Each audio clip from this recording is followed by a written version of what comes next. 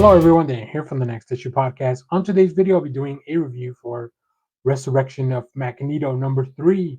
This book almost coming to a close, so let's take a look at the creative team before we get into this. This book is written by Ewing with art by Luciano Vecchio and David Curiel and Jesus Aburtov on colors, letters by Joe Sabino, and we have some really cool covers that we'll see at the end of the video as well. This is it. We are closing in on the last issue of this series. This is a mini series. Everything's coming to an end in Krakoa. Will we get Magneto back? In this issue, though, falls the shadow. In the cold, dark rooms beyond death, there are terrible things, annihilators, adversaries, and a king of shadows who seek a new soul to live in. The time for easy miracles is over for Storm and Magneto. All roads lead back. All roads that lead back to life are hard, and this is the hardest road of them all. So, if you remember from last issue, Storm has gone into this other world to get Magneto back, and we've been reminiscing and kind of going over all of Magneto's sins, and he's been really trying to reconcile his life and everything that's going on.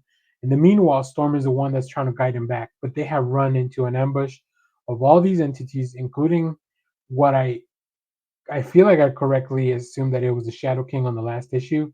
I feel like this issue is pretty clear about that. Um, the thing that really brought this issue over the top, obviously, the stuff that happens is very important, and it leaves in a really cool place at the end.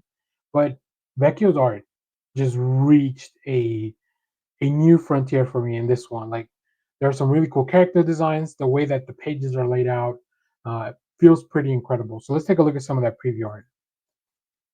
And as I mentioned, we get to visit a lot of entities that we've seen before, things that are taking the shape of stuff that playing with mind tricks. This is all that it is. Playing mind tricks with Storm, playing mind tricks with Magneto, trying to weaken them. But of course, we know that their resolve is strong, especially when they work together. We'll have a really cool page to see about that in a second.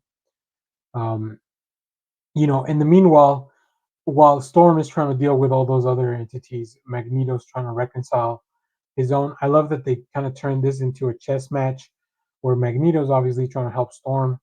And then this entity, the Shadow King, I'm pretty sure is the Shadow King. I love that the lettering, like it really tells you all you need to know, right? Whether no matter what shape of Xavier this takes. And then the page that really put it over the top for me. This is insane. This is incredible. This is what happens when Magneto and Storm work together. And boy, it is just beautiful to look at. One of my favorite splash pages of the year so far. It's just incredible. Their power combined. Yeah, it's.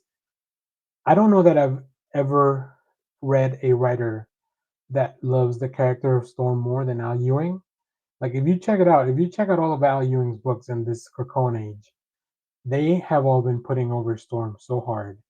It is incredible. It is incredible. So if you read this book, let me know what you thought about it last in the comments. As always, thank you for watching, everyone. Remember to share, like, subscribe, hit the bell so you know when we go live. That is most Saturdays, 10 a.m. Central Standard Time. Stay tuned. We have more comic reviews, trailer reactions, TV recaps, all that fun stuff in the channel. Thanks for watching, everyone.